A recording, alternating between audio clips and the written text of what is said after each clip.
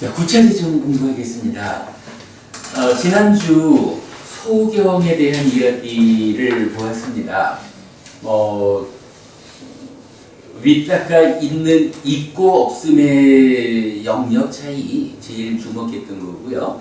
무엇보다도 거기서 이제 니미따를 가까이 한다, 니미따를 잘 확립되도록 유지한다 이런 표현이 있어서 니미따 상이라고 하는 것을 이해하자라고 좀 시도를 했지요. 그래서 상 자체가 니미따 이 자체를 제가 지금 정리하는 작업 중에 있다 보니까 상세한 설명을 해드리기는 좀 현재로서는 어렵다. 그러나 대략적인 이야기만 좀 말씀을 드리고 니미따에 대한 자료가 완성이 되는 대로 알려드리겠다라고 일단은 주제 하나를 좀 넘겼죠.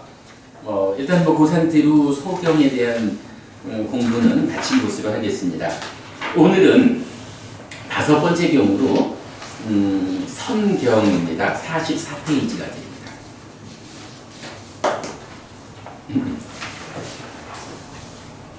자, 44페이지 선경 안구따라 니까야 9의 모음의 36번째 경우입니다.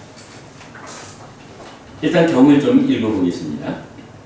비구들이여 초선을 의지한 번뇌들의 파괴를 나는 말한다.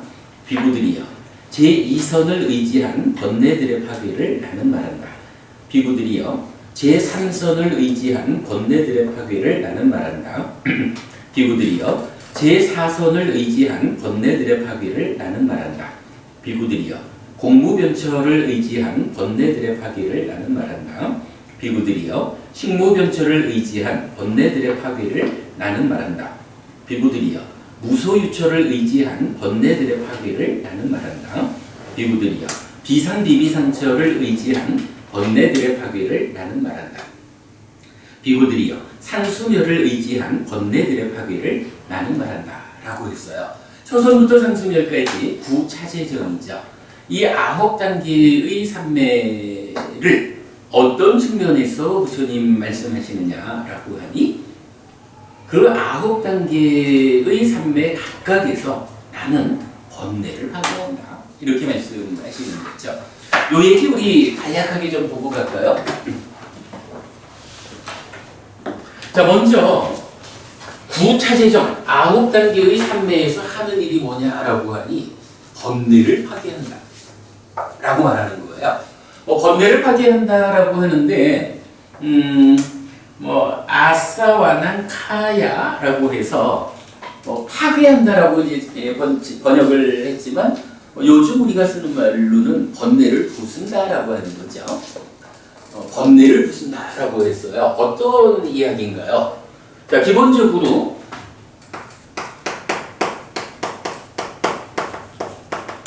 안이비설신의 6내입자가 색성향 미촉법 6외입처를 위자나띠 분별해서 알죠. 인식하는 거죠.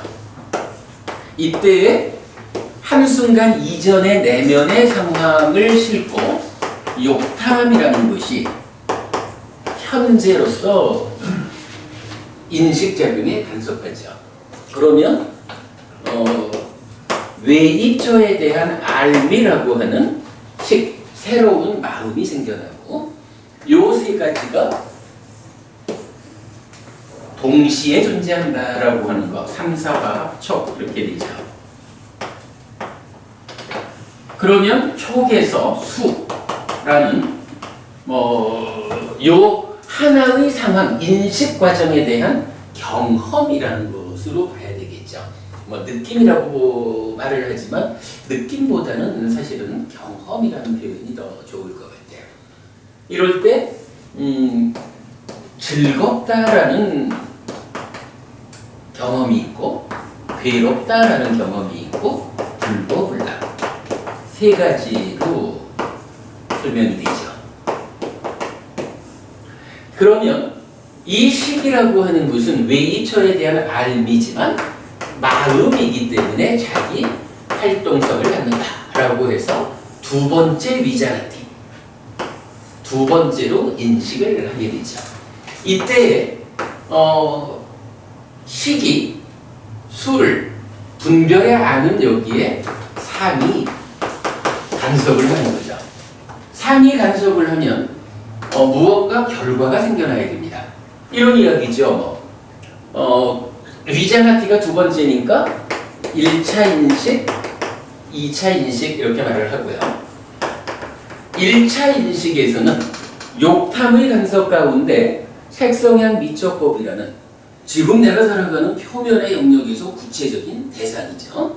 구체적인 대상을 눈, 귀, 코, 혀, 몸, 마음으로 보고 듣고 하는 곳이 식을 만든 거예요. 색성향 미적법이라는 대상이 무엇다라고 아는 결과물로서 알미 생겨나는데 그것이 마음이다라는 거고, 이어가지고 생겨난 마음까지를 포함해서 셋이서 다시 수라는 두 번째 결과물을 만든다. 그렇게 되죠. 하여간 분별해서 안다라고 하는 하나의 작용이 있었기 때문에 결과가 생긴 거였죠. 여기 이제 생겨난 식이 수를 분별한다라는 여기에서도 마찬가지 결과물이 생긴다는 거죠. 이 결과물이 어떻게 생겨나느냐라는 부분을 봐야 되는데, 일단은 우리가 알고 있는 이야기니까 무명 위에 탐과 진 이렇게 생겨나죠. 자, 그러면 이 식이라는 것은 몸통이 웨이터의 알미고, 요거 두 번째 결과로 생겨난 무명과 탐진이라는 것은 수에 대한 알미죠. 그리고 요 두 가지가 합해진 것을 알미다 라고 말하는 거. 그리고 요것이 심이라는 마음의 몸통이 된다. 그래서 행위하러 간다. 이렇게 되는 거죠. 요런 인식 과정을 우리가 알고 있는데, 이때에 지금 경지원이 말하는 초선부터 상수멸의 9단계의 산매에서 각각 하는 일이 무엇냐라고 하니 번뇌를 부순다라고 말을 했거든요. 그러면 번뇌가 무엇이길래 우리 삶에서 어떤 문제를 만들어내길래 산매라고 하는 높은 수행의 상태를 먼저 가가지고, 우리가 아는 거지만 산매는 어떤 일을 하기 위한 토대가 되는 거죠. 이렇게 보면 번뇌라는 것을 부수기 위한 토대를 만드는 게 산매요. 초선부터 상수멸까지 9차재정이라는 9단계의 산매를 토대로 하고, 거기에서 무언가 일을 하는데 하는 일이 뭐냐라고 하니 궁극적으로 번뇌를 부수는 일을 한다. 이 얘기죠. 번뇌라는 게 무엇이길래, 우리 삶에 어떤 문제를 일으키길래 번뇌를 부수는 일을 해야 할까? 그것도 그냥 우리가 앉아가지고 1시간쯤 공부해가지고 부서지는 것 같으면 누구나 할 텐데, 그 정도 아니고 고도의 수행을 통해가지고 산매라고 하는 특별한 상태를 만들어가지고야 그 위에서 부수어지는 번뇌. 요게 뭔가 좀 특별한 놈이겠죠. 자, 이럴 때 우리가 번뇌가 뭔지를 알죠. 결과적으로 말을 해야 되는 거지만, 맞지만 이까야 9번 정견경이라는 경전에서는요, 무명과 번뇌가 서로 조건되는 것이다. 이렇게 표현을 해줘요.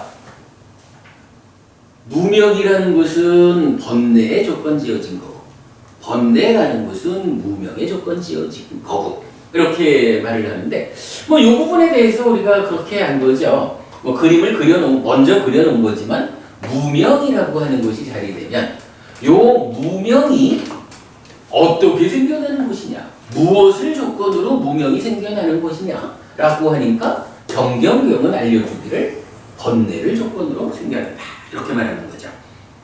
무명이 어떻게 생겨난 걸까라고 보니까 세 가지가 있어요. 식이라는 것이 주인공이 되어가지고 수라고 하는 대상, 객을, 그죠? 주와 객이죠. 주와 객을 분별하는데, 그러면 나에게 즐겁다라고 경험된 것이 생겨났다. 요렇게 알면 될 텐데, 사실은 거기에 무명이라고 하는 좀 문제 상황이 생겨나는 요거는 단지 주와 객의 상태에서 생겨나는 게 아니죠. 여기에 간섭하는 어떤 것. 뭐 이런 이야기와 같죠. 앞의 영역에서도 내입처가 외입처를 감각한다라고 하면 단지 외입처에 대한 알무로의 식이 생겨나는데, 여기도 사실은 차이가 좀 있죠. 욕탐이 간섭한다. 뭐 여기서도 내입처가 주고 외입처가 객이죠. 이럴 때에 욕탐이 간섭한다라는 이 간섭자 때문에 어떤 일이 생겨요? 대상인 외입처가 왜곡이 되는 거죠. 이 왜곡된 상태를 니미타라고 한다라는 거 우리가 잘 알고 있는 거고요. 간섭이라는 것 때문에 식이 결과로 생겨나는데, 순수하게 외입처 보이는 대상 그대로에 대한 알미 아니라 왜곡되어 가지고 사실은 니미타에 대한 알무로 생겨난다. 이런 거를 알고 있죠. 또 두 번째 인식작용에서도 사실은 마찬가지죠. 수라는 것을 대상으로 인식을 하니까 여기가 그냥 수요, 즐거워, 괴로워 이렇게 알려주는 게 있는데, 문제는 간섭하는 요것 때문에 마치 외입처가 왜곡돼서 니미타가 되듯이 이러한 대상인 수, 느낌이든 경험이든 이것도 어떤 왜곡 상태를 가져온다라고 말하는 거죠. 이때 무명과 탐진이라는 것은 바로 그 간섭자에 의한 왜곡 상태를 이렇게 말해준 거죠. 그러다 보니까 무명이라고 하는 이 왜곡의 상태는 무엇을 조건으로 생겨날까라고 하면 주관인 식이나 객관인 수 때문이 아니라, 왜곡이라는 요거는 어떻게 간섭했느냐, 간섭이 문제 상황을 가지고 간섭을 하면 그것 때문에 왜곡되어서 무명이 된다. 이렇게 할 수 있는 거죠. 그리고 왜곡된 무명 위에서 탐과 진이라는 게, 구체적으로 말하면은 이 즐겁다라는 경험이 지속되는 것이요라는 오해가 생겨나면 그 오해 위에서 지속되는 즐거움은 붙잡아야지. 요거 탐이고, 괴로움에 대해서는 지속되는 괴로움은 밀쳐내야지 라는 것을 진, 그래서 탐진과 무명이 생겨나죠. 이렇게 놓고 보면 결국 무명이라는 것은 무엇을 조건으로 생겨날까 라고 하면 간섭자인 상을 조건으로 생겨난다. 이렇게 봐야 되겠죠. 그죠? 분명히 결과물이 생겨나는 데는 주관과 객관 그리고 간섭자, 상자의 작용에 의해서 생겨났지만, 왜곡이다라고 하는 요 상황은, 그죠? 주관과 객관은 그냥 아는 거예요. 요걸 왜곡시킨 건 누구 탓이요? 간섭하는 자의 문제. 이렇게 되는 거죠. 그럴 때는 이제 우리가 이런 표현을 쓰는 거죠. 이 상이라고 하는 것이 간섭을 하는데 어떤 상태로 간섭을 할까? 자, 우리 이제 이건 알죠? 상이라는 것이 사실은 무하기 때문에 경전이 알려주죠. 색수상 인식 모두가 아라면 병들지 않을 것이요. 그런데 무하기 때문에 병이 드는 것이요. 이렇게 말해주죠. 그래가지고 이 간섭자인 상이 병이 드는 상태로 사실은 있죠. 그리고 이제 우리가 부처님 가르침을 배워가지고 행복해지자라고 하는 이 일의 궁극의 자리, 가장 심오한 자리는 뭐예요? 바로 간섭자인 상의 병들을 치유하자. 요거 하자는 거죠. 자, 이랬을 때 우리가 하는 거지만 치유된 상황이 뭔가요? 존재의 실상인 무상고, 무와 부정 이렇게 되죠. 그런가 하면 병든 상황은 두 가지로 말하죠. 기본적으로 존재의 측면에서 상락아정이라는 오해를 하게 되죠. 상락아정이라는 원래 무아인데 그것을 아라고 잘못 알고 조건 따라 달라지는 무상한 건데 상이라고 잘못 알고 뭐 이러한 오해 때문에 내가 어떻게 돼요? 욕계든 새끼든 무새끼든 어딘가에 소속되는 중생이라는 존재가 되어버리는 거죠. 그게 기본적으로 병이 들긴 들었는데 어떤 병입니까? 상락아정이라는 존재의 실상을 잘못 보는 그런 병이 있습니다. 요 얘기죠. 그런가 하면 이게 이러한 상락아정이라는 오해 때문에 존재가 되고 나면 이제 현상적으로는 어떻게 살아요? 존재가 되었다라고 할 때 누구나 다 동일한 삶을 사는 게 아니죠. 대표적으로 구분해보면 욕계와 색계와 무색계라고 하는, 그래서 욕계 중생으로 살아갈 거냐, 색계 중생으로 살아갈 거냐, 무색계 중생으로 살아갈 거냐, 요런 구분이 있는 거죠. 요때에 이제 요 각각을 어떻게 불러요? 치유된 거 이러면은 상이 치유된 거니까 무상의 상, 고의 상, 무아의 상, 부정의 상 이렇게 쓰는 거죠. 상락아정이라는 요것도 상으로 병든 상, 락으로 병든 상 이런 얘기죠. 그래서 상락아정의 상이에요. 그리고 요것이 존재가 되었을 때 그 현상이 어느 레벨이냐, 어느 정도로 병이 많이 들었을까 라고 말할 때 욕계 중생 수준으로 병이 들어있으면 욕상 이렇게 말하는 거죠. 색계 수준으로 들어있으면 색상, 무색상 이렇게 그 상이라는 말로 나타내주는 거죠. 그런가 하면 뭐 물론 괴로움에 대해서 작용하는 병든 상태는 저항의 상이다. 저항의 상이라는 것을 빠띠가 샀냐 우리가 알고 있죠. 이런 식으로 사실은 상이라는 게 병들어 있는 상태를 우리가 안다고 해요. 이렇게 병든 상태의 상과 치유된 상 요거를 구분해 놓고는 이제 요 무명이 무엇을 조건으로 생겨나는 것일까? 라고 보면 요건 뭐 분명하죠. 우리가 공부를 잘해가지고 수행을 잘해가지고 삶을 완성하면 어떻게 되나요? 상의 병들미 완전히 치유가 되었을 때는 무상고 무아 부정이라는 치유된 상이 작용했을 때 전혀 여기서 무명이라고 하는 왜곡을 가져오지 않죠. 무명이 버려지고 명이 생겨난다라는 이런 상황이 되죠. 무명이라고 하는 것은 아직까지 치유가 되지 못한, 치유가 완성되지 않아서 병든 상태로 있을 때 그 병듦의 상태가 간섭하면 무명이라는 왜곡을 만드는 거죠. 자, 이렇게 되면 어떤가요? 무명을 생겨나게 하는 조건.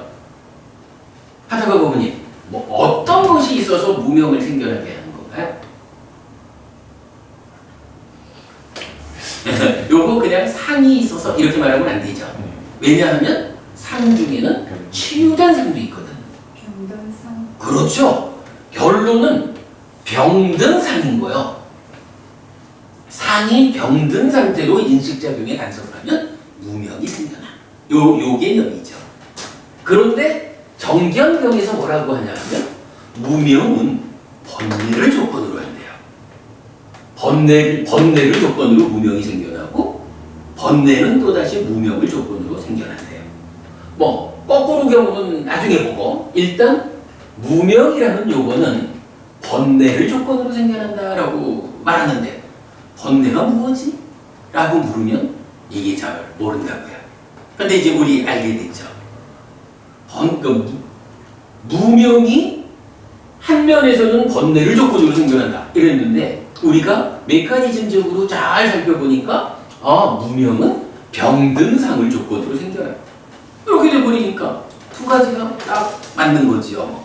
그래서 번뇌라는 것이 뭐냐라고 하니 병든상이다. 이렇게 되는 거죠. 병든상, 번뇌입니다. 참고적으로 여기에서 이제 상이 병들었다라는 요게 번뇌가 되니까 이때 번뇌와 무명을 합해가지고 뭐라고 불러요? 치라고 부르죠. 그래서 탐진치라고 하는 우리 내면의 모든 문제를 일으키는 세 가지 원인이 알려지는 거죠. 자, 이런 상태에서 이제 경전은, 그러니까 선경은 9단계의 삼매라고 하는 이 높은 수행의 토대 위에서 무슨 일을 할까? 라고 하니까 번뇌를 부순다. 이렇게 말해주고 있잖아요. 이 번뇌를 왜 부숴야 되나요?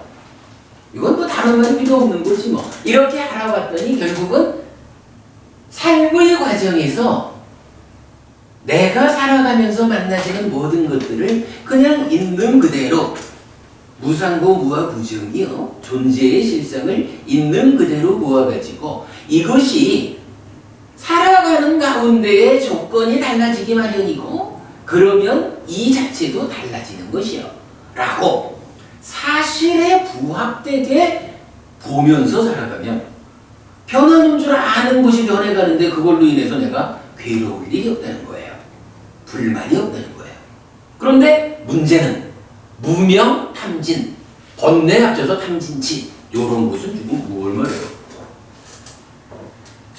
세상에 이치가 어떤 거든 난 그건 모르고 나는 그저 요 좋은 느낌, 좋은 경험은 지속되기를 바래.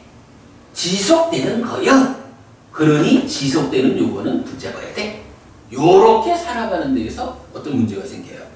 나는 열심히 붙잡으려고 하는데 붙잡혀줘야 하는 그 놈은 자기 존재의 실상이 원래의 특성이 뭐냐 하면 삶의 과정에서 변해가는 거거든.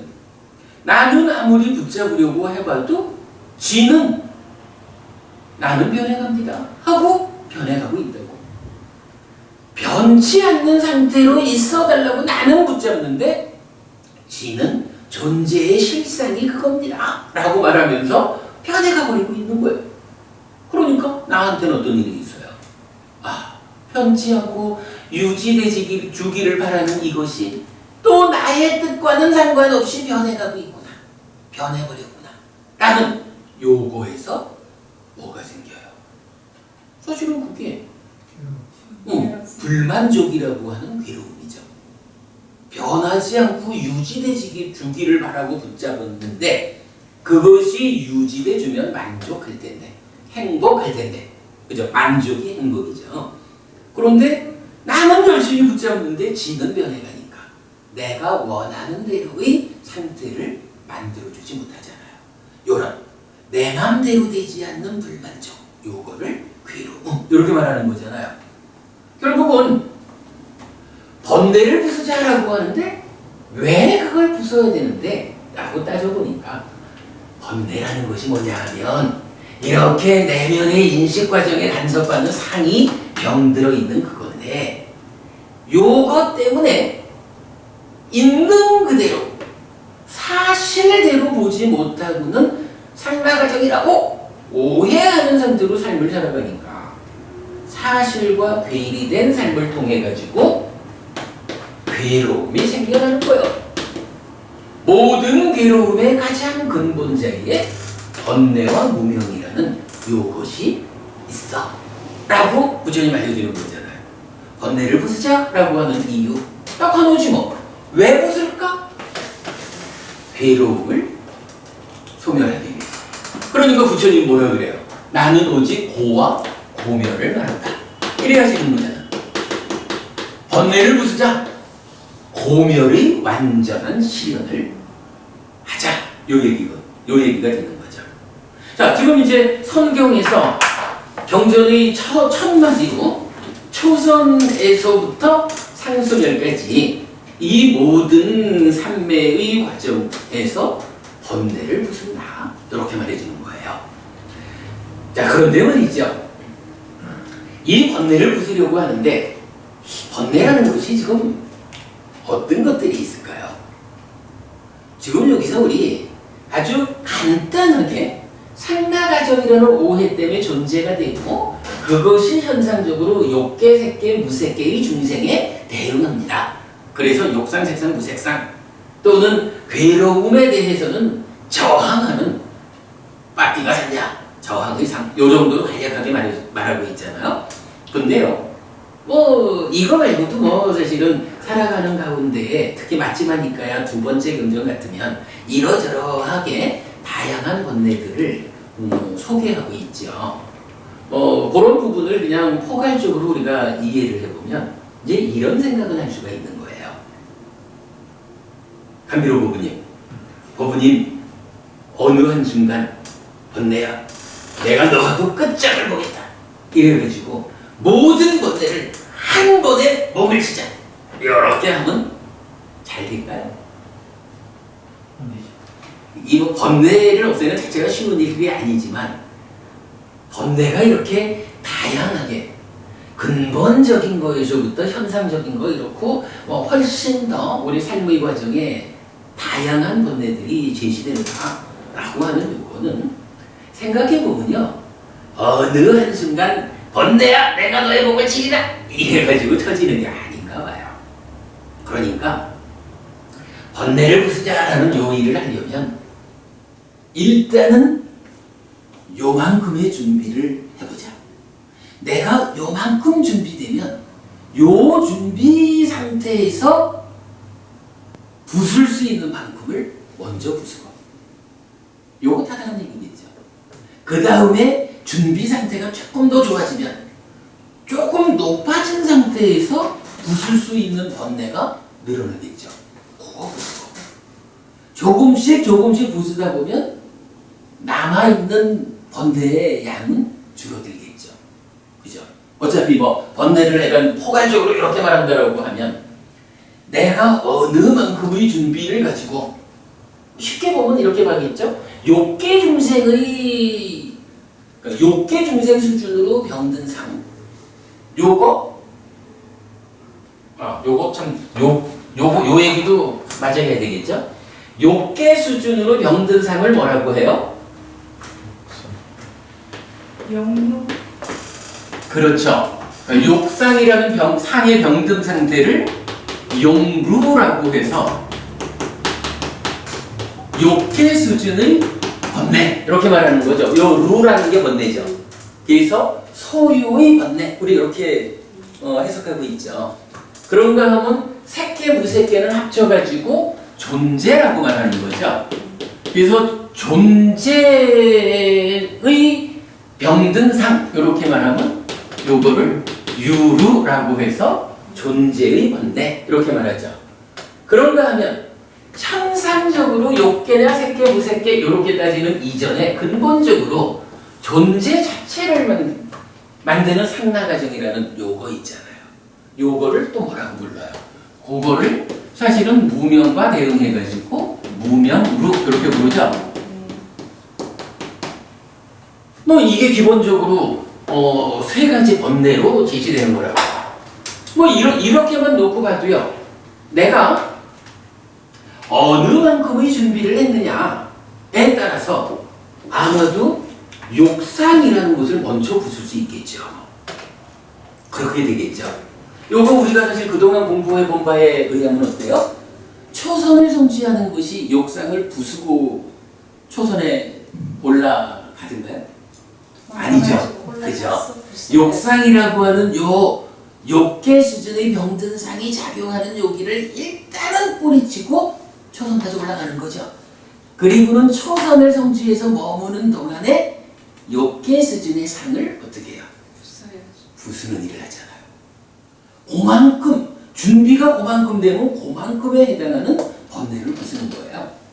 거기에서부터 올라가면서 색상이라는 번뇌를 유루 가운데 색계 중생 수준의 병든 상을 부술 거고 무색계 중생 수준의 번뇌를 부술 거고 거기에서 더 넘어가면 아예 무명루라고 하는 존재화하는 그 번뇌까지도 부수겠지 뭐. 그러니까 결국 번뇌를 부수자라고 하는 요 이야기에서 우리가 부차지정과 연결해서 보면 내가 어느 만큼의 준비를 했느냐에 따라서 부술 수 있는 번뇌의 양이 결정될 거다. 그만큼을 부수어 가자. 요 개념을 보면 되겠죠. 그러나 이거 결국은 말을 해보면 초선을 성취에 머무는 가운데 요만큼을 부술 수 있었고 제2선을 성취에 머무는 가운데 요만큼을 부술 수 있었고 요래 해가지고 마지막에 상수멸을 성취해서 머무는 가운데 경전은 말해주죠. 지혜로서구가 번뇌를 부순다. 그거는 마지막 남아있는 번뇌의 끝장을 내는 거잖아요. 그러면 이제 이런 관계로 보면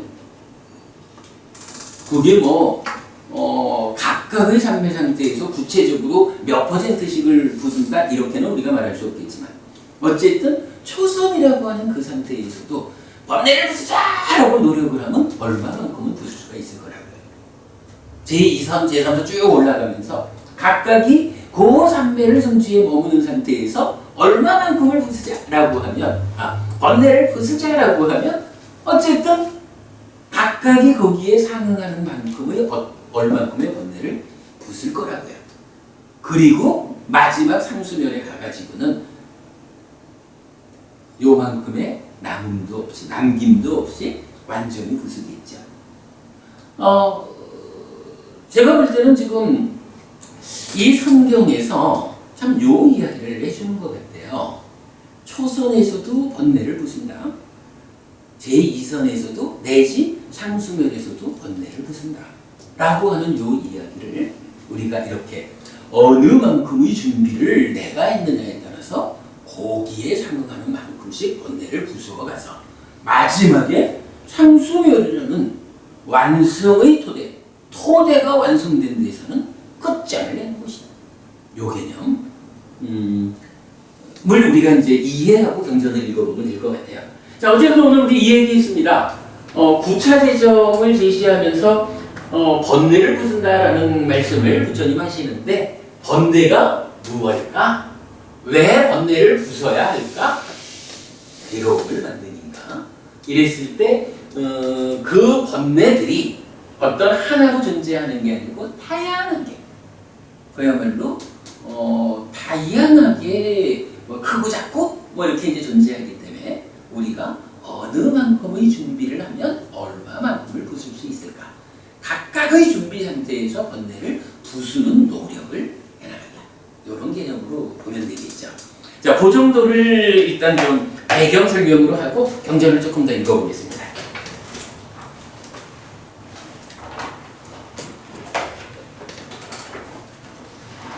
비구들이여 초선을 의지한 번뇌들의 파괴를 나는 말한다 라고 말한 것은 무엇을 조건으로 말한 것인가?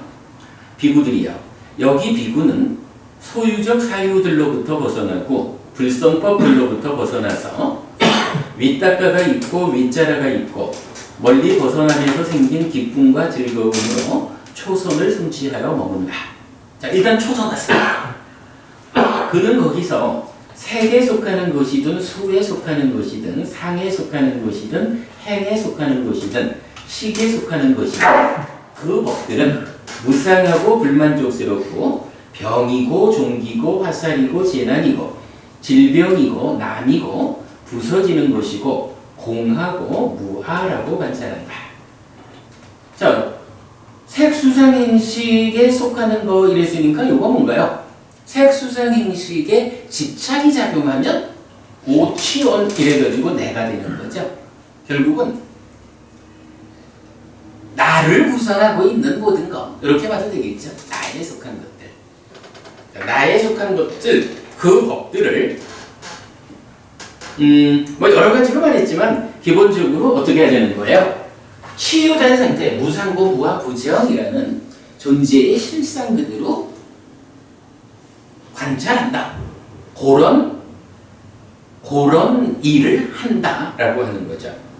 그는 그 법들로부터 마음을 돌린다.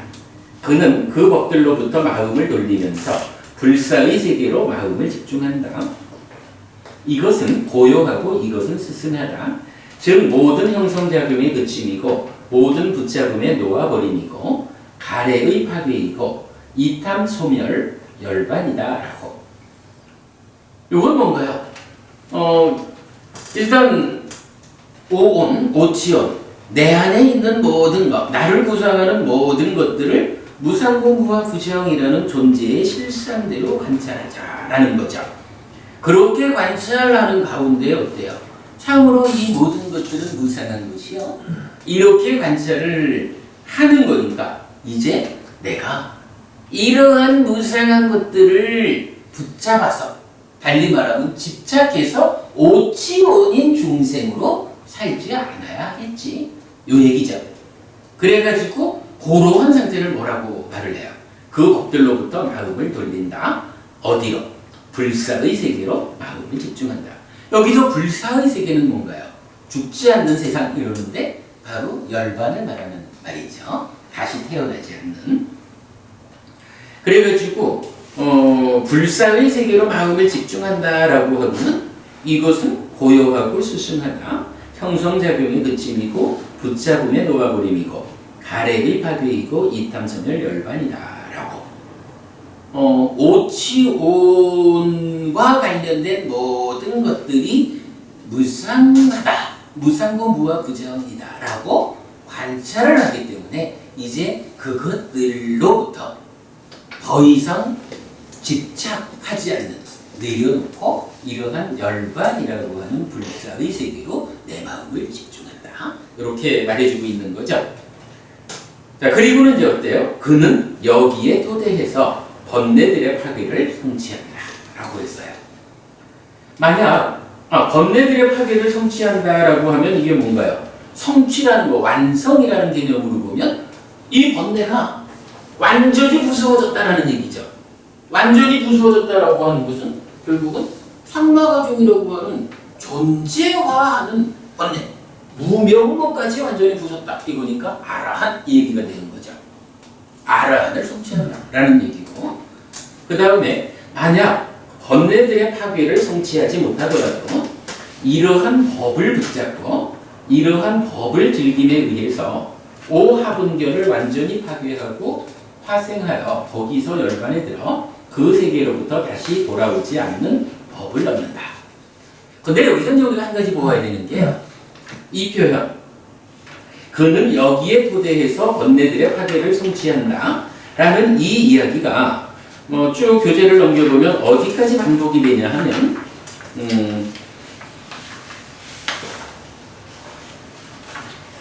50페이지 제일 아래쪽에 가보시면은요. 이제 무소유처 이야기를 해요. 그러면서 그는 그 무소유처 여기에 토대해서 번뇌들의 파괴를 성취한다. 만약 번뇌들의 파괴를 성취하지 못하더라도 이러한 법을 붙잡고 이러한 법을 즐김에 의해서 오하분결을 완전히 파괴하고 화생하여 거기서 열반에 들어 그 세계로부터 다시 돌아오지 않는 법을 얻는다.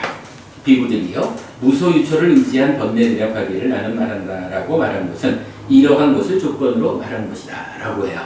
동일한 이야기가, 그러니까 번뇌들을 완전히 거기에서 아라한이 되든가 아니면 조금 부족하다 해도 오하분결을 부수고 불환자가 된다. 이렇게 말하는 내용이 동일하게 반복되고 있어요. 달리 말하면 하나의 정형화된 반복구라는 거예요. 요 이야기를 우리가 좀 잘 이해해야 되는 게 말 그대로 보면 초선에서도 여기에 토대해서 번뇌들의 파괴를 성취한다. 이렇게 말을 하거든요. 그런데 그러면 이 얘기는 뭐냐 하면 초선에서도 아라한이 될 수 있다? 이 얘기가 되는 거예요. 그런가 하면 이어가지고 좀 부족하다 해도 불환자가 될 수 있다. 이렇게 말을 해주고 있거든요. 그런데 이게 참 좀 깊이 생각해야 되는 문제예요. 초선에서 아라한이 될 수 있을까? 고민해 봐야 돼요. 그런데요. 자, 경전을 조금 더 읽어볼게요. 비구들이요. 예를 들어 궁수나 궁수의 제자가 짚으로 만든 인형이나 점토 더미에서 연습을 하고 나중에 멀리서 번개처럼 쏘아서 커다란 무리를 쳐부수는 것과 같다. 비구들이요 해서 앞에 이야기가 반복이 돼요.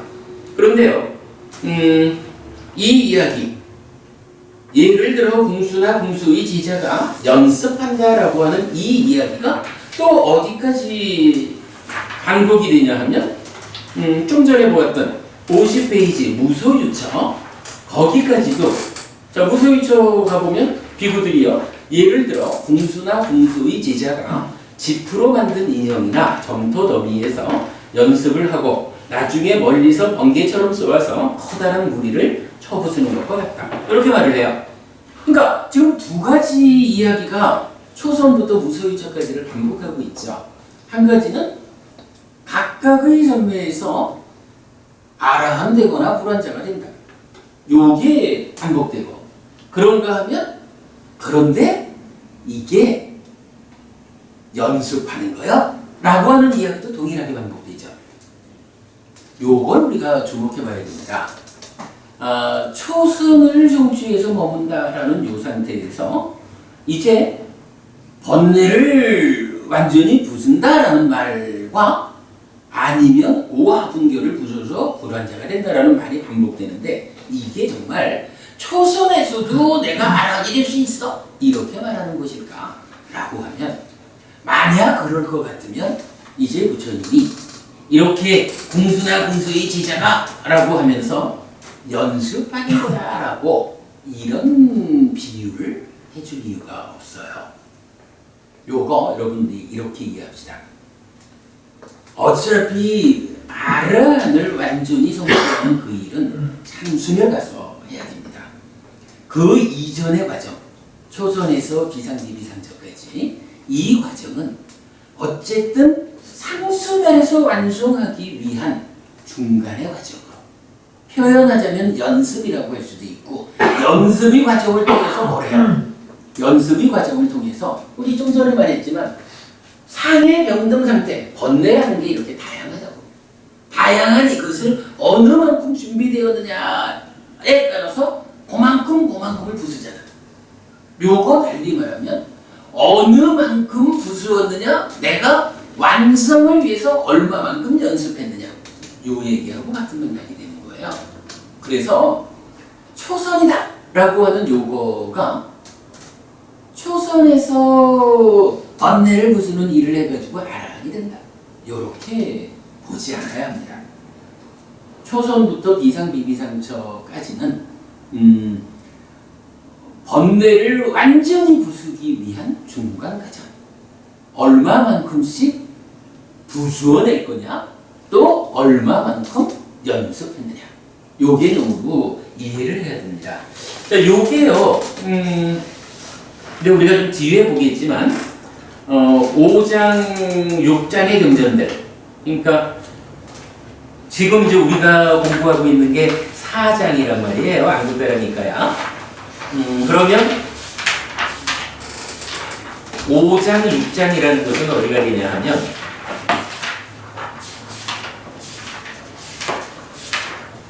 경이 워낙 길어가지고 넘기기도 어렵네. 83페이지가 됩니다. 83페이지 가시면 안구따라니까요 아홉의 모음 제5장 반짤납품 해가지고 10개의 경전이 나와 있고요. 그 다음에 뭐 6장에서도 또 이렇게 많은 경전들이 있어요. 근데 이 5장, 6장의 경전들을 보면 어떤 표현을 하냐면, 초선에서 비상, 비비상처까지 여기까지는요 단계 지어진 영역이다 라고 말을 해요. 번역에 따라서는 보기까지는 단편이고 이렇게 번역하기도 하는데, 저는 하여간 지금 우리가 계속 표현하는 대로 얼마만큼 준비됐느냐에 따라서 단계적으로 부수는 거잖아요. 그래서 단편이라는 표현보다는 이제 단계 지어짐이 적절할 것 같아요. 그런데 하여간 5장, 6장의 경전들은 초선에서 비상, 비비상처까지는 단계 지어지는 과정이다. 그러니까 단계 지어졌다는 건 뭐예요? 비록 지금 성경에서 초선에서도 번뇌를 부숴가지고 아라한이 될 수 있고 불안자가 될 수 있고 이런 정형화된 방법을 쓰고는 있지만 그 일을 하기 위한 단계적인 과정을 갖고 있는 것이요. 이렇게 말해주는 거죠. 그리고 오직 상수면에 가야 단계 지어지지 않았다라는 표현을 해주거든요. 우리가 지금 성경을 통해서 사실은 굉장히 커다란 오해할 수 있는 이야기 하나를 지적하고 있는 거예요. 이게 심지어는 말이죠. 옛날에 어떤 논문을 보니까 위타카 위차라가 있는 초성이 윗바사나 해가지고 깨달음을 성취하는 가장 좋은 자리다. 이런 논문도 본 적이 있어요. 그거 뭐냐 하면 물론 이제 뭐 우리 이런 그 상세한 그 내면의 이야기가 설명되지 않으니까 뭐 그렇게 이제 볼 수 있겠지만 어찌 보면 위타카 위차라라는 요게 참고로 위타카하고 삼가빠 사유를 동의어로 보고 있잖아요. 우리는 그거 아닌 줄 알죠. 우리는 사유는 사유고 생각하는 거고 마음이 몸과 함께 만나는 거고 위타카라는 것은 정계 과정에서 수를 대상으로 하는 내면의 과정이 외입처를 대상으로 하는 표면의 과정으로 진행되기 위해서 어떻게 해요? 마음이 수에서 외입처로 되돌아오는 요거를 위타카라고 우리가 해석했잖아요. 그러니까 위타카와 삼가빠가 전혀 다른 거다라는 것을 이해하고 나면 사실은 좀 곤란한 이야기지만 위타카와 삼가빠가 동의어다. 사유하는 것이다. 이렇게 보면 윗바사나라고 하는 이 수행을 어차피 사유를 통해서 하는 거 아니겠어? 그렇다면 위타카 윗자카라고 하는 윗다가와 윗자라라고 하는 이 사유의 수단이 존재하는 초선이 윗바사나 하기에 가장 좋은 자리지. 제2선 이후라고 하는 것은 삼매를 심화시켜 나가는 이런 과정이지. 이렇게 이제 해석을 한 거죠. 그러나 우리가 지금 이런 과정을 통해서 보면 사실 그건 전혀 아니죠. 초선, 그러니까 윗다가가 있다라는 거와 없다라고 하는 요 영역이 앞에 소경에서 엄격하게 구분된 이유가 뭐예요?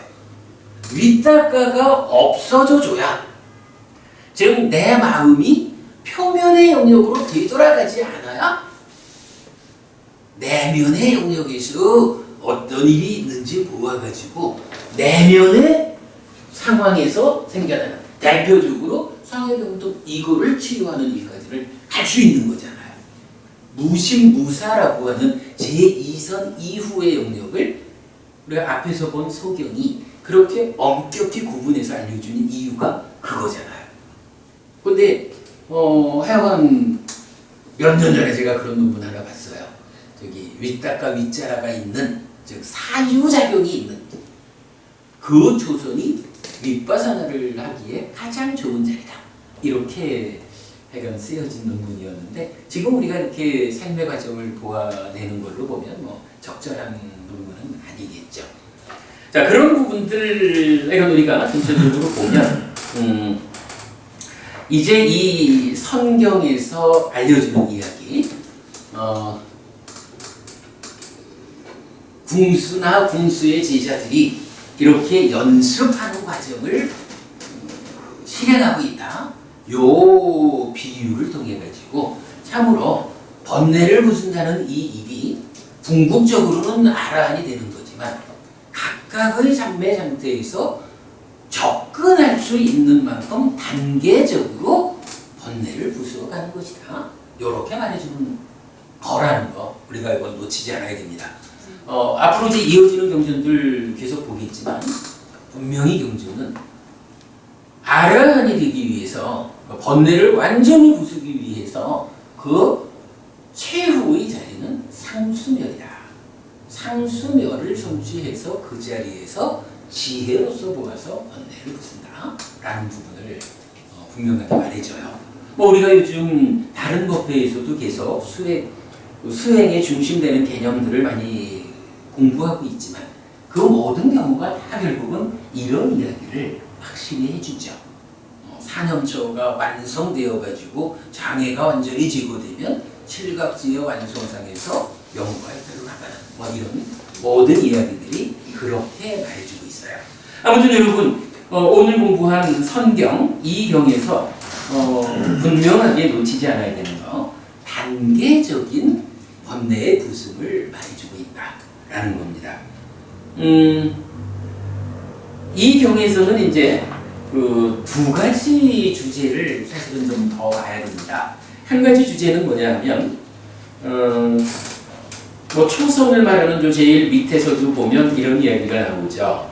자, 번뇌들의 파괴를 성취한다에 이어가지고 만약 번뇌들의 파괴를 성취하지 못하더라도 이러한 법을 붙잡고 이러한 법을 즐김에 의해서 오하분결을 완전히 파괴하고 화생해서 거기서 열반에 들어 그 세계로부터 다시 돌아오지 않는 법을 얻는다. 즉 불안자된다. 이 얘기죠. 요때에 우리가 놓치고 갈 수 없는 것 오하분결이라는 것을 보아야 하죠. 물론 10가지로 족쇄를 지시하고 그 중에 좀 낮은 단계의 5가지를 오하분결 이렇게 말하는데 그래도 이 자리에서 오하분결이 무엇인지 좀 시간이 좀 여유롭다면 10가지 족쇄가 무엇인지 하는 것을 이 자리에서 보고 가야 하는 게 맞을 것 같아요. 왜냐하면 구차재정의 전체 과정을 번뇌를 부순다라는 걸로 이 경전이 중심 주제를 잡고 있기 때문에 이때에 족쇄 10가지 족쇄 오하분결 이 부분을 봐야 하는 게 한 가지 주제이고요. 그런가 하면은요 또 한 가지 보아야 되는 주제는 이제 다시 51페이지로 가보겠습니다. 50페이지까지는 무소유초에 대한 이야기를 반복적으로 말해주고 있죠. 그리고 51페이지 가면 비구들이여 이와 같이 상이 함께한 증득이 있는 한 무위의 알무로 꿰뚫음이 있다. 비구들이여 그리고 비상 비비상처의 증득과 상수멸의 이 두 경지에 의지한 번뇌들의 파괴는 증득에 능숙하고 증득에서 일어서는 것에 능숙한 선을 닦는 비구들이 증득하고 일어선 때에 다르게 알려져야 하는 것이라고 나는 말한다 라고 하셔요. 구차재정 전체에서 번뇌를 부순다라고 말씀을 하셨는데 그 중에 초선부터 무소유처까지는 어떻게 말하냐 하면 상이 함께한 증득이다라고 해서 자 번뇌를 부수기 위한 토대가 있어. 이 토대가 삼매인데 그 중에 초선부터 무소유처까지는 상의 증득을 통해서 그 삼매를 성취하고 그 위에서 번뇌 부수는 일을 하는 거야. 이렇게 말을 해요. 상의 증득이라는 말이 뭔가요? 예를 들어서 이렇게 말해주는 거죠. 이게 이제 디가니까야 9번 뽀따빠다경에서 상세히 설명해 주는 건데 예를 들어서 초선을 증득하면 초선을 성취해서 머무는 그 상태를 어떻게 말하냐 하면 이제 욕계의 상, 욕상은 버려졌어요. 그래가지고 초선을 증득하면 그 상태는 그 상태의 수행자를 뭐라고 부르냐 하면 초선의 상을 가진 자 이렇게 불러요. 상의 증득이라고 하는 요 말이 바로 요거예요. 초선을 성취했다. 요 얘기. 초선의 상을 가진 자가 되었다. 초선의 상을 증득한 내꺼한 내 삶의 상태를 초선에 올려놓은. 근데 그 초선에 올려놓은 그 상태를 어떻게 말하는 거냐라고 하니 여러 가지 삶의 과정을 설명할 수 있지만 그 중에 제일 깊숙한 가장 내면 심오한 영역에 있는 이 상의 병듦을 놓고 상이 병들어 있는 수준이 어느 수준이냐? 욕상을 완전히 부수고 색상의 상태에 올라가서 색상이니까 초선, 제2선, 제3선, 제4선 이렇잖아요. 그 중에 색상에 올라선 첫 번째 초선의 상, 그죠? 욕상이 극복된 색상 중에 초선의 상, 초선 상태의 고 수준의 상을 내가 성취했어, 증득했어 라고 말하면 나의 내면의 상이 초선의 상태에 이르렀다라고 하는 이것이 초선을 성취한 거야. 이렇게 말해주는 거예요. 여기 제가 표현이 좀 적절치 않은가요? 충분히 여러분 설명 되는 거죠. 뭐 이 올라가는 가운데에 내 사유가 초선에, 그러니까 생각작용이, 생각의 수준이 초선 수준이다 라고 해서 초선을 성취했다 이렇게 말하는 게 아니고, 가장 깊숙한 내면의 자리에서 상이 초선 수준에 올라서면 그때 비로소 당신은 초선을 성취했어 라고 말해준다는 거예요. 이렇게 어떤 상을 증득했느냐라는 것을 기준으로 이제 무소유초의 상을 내가 얻었어, 성취했어 라고 하면 그대는 무소유처라는 무색계의 세 번째 상태에 올랐어. 이렇게 말을 한다는 거예요. 그게 이제 여기서 말하는 상이 함께한 증득이 있는 한, 이렇게 말하는 거예요. 초선부터 무소유처까지. 그리고 나면 이어가지고 비상, 비비상처하고 상수멸이란 두 가지가 남잖아요. 요거는요, 내가 어느 수준의 상을 성취했어? 요거 가지고 그대가 비상, 비비상처를 성취했어? 이렇게 말하지 않는다는 거예요. 상수멸도 그렇고. 그 두 가지를 어떻게 말해요? 비상, 비비상처는 여기서 참 지금 그 얘기가 안 나오지. 비상, 비비상처와 상수멸 두 가지는 이거는 상이 어떻다라는 요거 가지고 올라가는 보자기가 아니고, 증득에 능숙하고 증득에서 일어서는 것에 능숙한 선을 닦는 비구들이 증득하고 일어선 때에 바르게 알려져야 한다 라고 하니, 그러한 높은 상태에 능숙한 비구한테 물어봐, 이런 이야기가 사실은 되는 거죠. 여기에서 우리가 구차재정이라는 9단계의 산매를 제시하면서 초선부터 무소유처까지 7단계를 나의 내면에서 어떤 상을 확보했느냐, 그래서 어떤 상을 가진 자가 되었느냐에 따라서 성취한다라고 알려주고 있고, 비상, 비비상처와 상수멸은 다르게 표현하고 있다라는 거거든요. 요 구분관계를 보는 것이 성경에서 공부해야 하는 또 하나의 주제입니다. 자, 오늘은 요 수업을 마쳐야 할 것 같고요. 오늘 드린 교재가 보면 족쇄경이라는 게 한 페이지짜리가 있습니다. 이 족쇄경에서는 10가지 족쇄가 오하분결과 오상분결로 구분되어 있는데, 다음 주 간략히 설명하도록 하겠고요. 그 다음에 7요소경이라는 경전이 있어요. 요 경전 간단히 읽어보고 오늘 수업 마치도록 할게요. 14번 상류자의 11번째 경인데요. 7요소경.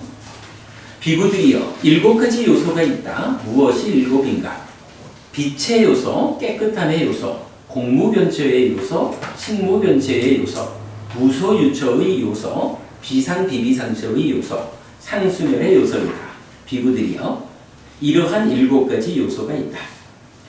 7가지 요소하고 구차재정하고 비교해보면 어떤가요? 공무변처 이후는 상수멸까지 동일하죠.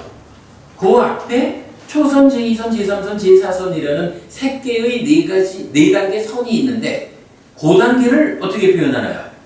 빛의 요소와 깨끗함의 요소라는 두 가지 말로 설명하고 있죠. 이거는 우리가 대충 봐도 9단계로 삼매를 설명할 때는 구차재정인데, 요거를 요소, 다른 말로 하면 뭐 3개 이렇게 봐도 되죠. 7단계로 구분하는 방법이 있구나. 그때 공무변초부터 상수멸까지는 동일하고 앞에 4단계를 빛을 중심 개념으로 하는 어떤 상태, 그리고 깨끗함을 중심 개념으로 하는 어떤 상태, 요렇게 나타내주고 있구나 라고 이해할 수 있겠죠. 그렇게 해서 7가지 요소가 있다 그래요. 자, 이렇게 말씀하시자 어떤 비구가 세존께 이렇게 말씀드렸다. 대덕이시여, 빛의 요소, 깨끗함의 요소, 내지 상수멸의 요소라는 이러한 7가지 요소는 무엇을 조건으로 알려집니까?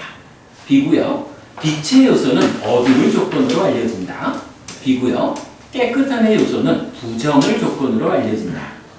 비구여, 공무변초의 요소는 물질을 조건으로 알려진다. 비구여, 식무변초의 요소는 공무변초를 조건으로 알려진다. 비구여, 무소유초의 요소는 식무변초를 조건으로 알려진다. 비구여, 비상비비상초의 요소는 무소유초를 조건으로 알려진다. 비구여, 상수멸의 요소는 소멸을 조건으로 알려진다. 요거 보면 공무변초는 일단 무색계가 되었잖아요. 그러니까 그 아래 단계가 뭐냐 하면 색계, 물질의 영역이죠. 공무변초, 물질을 조건으로 알려진다. 한 단계 아래의 것을 조건으로 알려진다. 이렇게 말하죠. 식무변초는 공무변초를 조건으로. 그러니까 비상비비상초까지는 뭐냐 하면 그러니까 무색계를 말하는 이 공무변초, 식무변초, 무소유초, 비상비비상초는 각각이 한 단계 아래의 것들을 조건으로 알려진다. 이렇게 말을 하고 있어요. 그리고 상수멸은 소멸을 조건으로 알려진다. 이건 뭐예요? 상수멸 자체가 상과 수의 멸이잖아. 그죠? 그러니까 멸이라는 것을, 이거는 그러니까 색계, 무색계라고 하는 이 중생의 영역하고는 다른 거예요. 그 중생의 영역을 벗어나는 걸로의 멸을 조건으로 상수멸은 얻어지는 거예요. 이렇게 말하죠. 그런가 하면 앞에 2개는 어때요? 빛의 요소는 어둠을 조건으로 알려진다. 이거 이 얘기지 뭐. 불 꺼버리면 깜깜하잖아요. 불을 딱 켜가지고 빛이 들어오면 아, 빛이네 라고 하는 거죠. 어둠이라는 반대 개념이 없으면 빛이라는 개념이 의미를 상실하잖아요. 자, 무색계는 한 단계 아래를 조건으로 알려진다라고 했잖아요. 근데 지금 여기 빛의 요소는 어둠 이러니까 만약 이게 무색계처럼 한 단계 아래를 이렇게 말한다면 아무래도 이 빛과 어둠이라는 게 색계를 의미한다고 보면 욕계를 조건으로 알려진다 이렇게 말을 해야 될 것 같은데 그러지 않고 그냥 대응하는 것. 빛이라는 것은 어둠과 대응해. 어둠을 조건으로 빛은 알려지는 거예요. 근데 이거는 뭐 하다만 이야기죠. 무색계라는 영역과 색계라는 영역을 이렇게 다른 방법으로 설명하고 있다는 거죠. 마찬가지 깨끗함의 요소는 부정을 조건으로 알려진다. 깨끗함이라고 말했지만 이게 정이잖아요. 상나가정의 정 이런 개념. 정과 부정이 서로 대응하는 반대말이라고. 그러니까 정이라는 것은 빛이 어둠을 조건으로 알려지듯이 정이라고 하는 것은 부정을 조건으로 알려진다. 어쨌든 무색계 이전의 상황은 이렇게 한 단계 아래를 조건으로 알려진다라고 하지 않고 반대되는 개념을 조건으로 알려진다. 이렇게 말하고 있죠. 그 관계 보았고요. 그 다음에 넘어가 보면 이제 우리가 관심 갖는 이야기가 나와요. 세존이시여, 빛의 요소, 깨끗함의 요소, 내지 상수멸의 요소라는 이러한 7가지 요소는 어떠한 증득으로 얻어집니까? 비구여, 빛의 요소, 깨끗함의 요소, 공무변초의 요소, 식무변초의 요소, 무소유초의 요소라는 이러한 요소들은 상의 증득으로 얻어진다. 그랬어요. 요거 보니까 우리 방금 성경에서 마무리해 본 거 초전부터 무소유초까지가 상의 증득으로 얻어진 거잖아요. 이렇게 놓고 보면 어때요?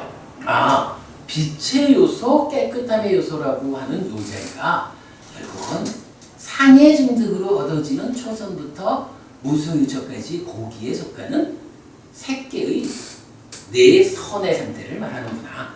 이렇게 우리가 알 수 있겠죠. 이렇게 연결하는 개념은 중요하죠. 예. 그리고 나면 비상비비성취하고 상수멸은 성경에서 뭐라 그랬어요? 그 능숙한 비구한테 물어보자 이렇게 했는데 여기서는 비상비비상처의 요소라는 이러한 요소는 남아있는 행의 증득으로 얻어진다 라고 말을 해요. 상세한 이야기 뒤에 보죠. 상수멸의 요소라는 이러한 요소는 소멸의 증득으로 얻어진다 이렇게 말을 해줘요. 그러니까 성경에서 대충 마무리 짓고 넘어간 부분을 이경이 그죠? 이경이 세밀하게 설명해주고 있죠. 자, 요렇게 7가지 요소하고 부차세정이 대비되다 보니까 색계라는 이 색계 세상, 색계의 레벨에 대해서는 빛과 깨끗함이라고 하는 두 가지 개념을 대응해서 설명하고 있구나 라는 것을 우리가 볼 수 있고요. 어젠가요? 우리가 그 파레탈 얘기를 잠깐 하면서 오늘 좀 보시 싶다라고 그랬죠. 요 오늘 드린 교재 중에 해탈경이 있어요. 요 해탈경 보면 8가지 해탈, 파레탈이 나타나는데 1번이 색계의 존재로서 물질을 본다. 이것이 첫 번째 해탈이다. 2번이 안으로 무색상을 가진 자로서 밖으로 물질을 본다. 이것이 두 번째 해탈이다. 3번이 오직 깨끗함에 집중한다. 이것이 세 번째 해탈이다. 그리고 4번부터는 공무변체 이후 이렇게 해탈이 나타나. 그러면 어때요? 9차 세정 중에 앞에 4단계하고 7가지 요소에서 빛의 요소와 깨끗함의 요소라고 분류된 그 영역하고 파레탈에서 말하는 색계의 존재로서 물질을 보는 거, 안으로 무색상을 가진 자로서 밖으로 물질을 보는 거, 깨끗함에 집중하는 거. 깨끗함이라는 것은 깨끗함의 요소, 그렇죠? 그리고 앞에 2가지는 본다라고 하는 개념은 뭐예요? 빛이 없이는 못 보잖아요. 요런 좀 연결관계가 있는 것 같죠. 제가 볼 때는 성경에서 이 족쇄 10가지를 한 가지 주제로 봐야 되고 나머지 하나 그 상해 증득에 대한 이렇게 보았는데 그 두 번째 주제에서 앞으로 이어가지고 7요소 경과 해탈경 함께 하고요. 함께 해가지고 우리가 좀 공부를 해야 돼요. 자, 맨 뒤에 보면 요 불교의 세계관이라는 교재도 하나 있죠. 이 불교의 세계관도 보면은 이런 부분을 볼 수 있어요. 중간에 초선, 2선, 3선, 4선 이래 돼 있죠. 초선은 상세하게 나누면 범중천, 범보천, 대범천 이래가지고 초선이라는 세상은 범천과 연결을 해요. 그런데 제2선은 어때요?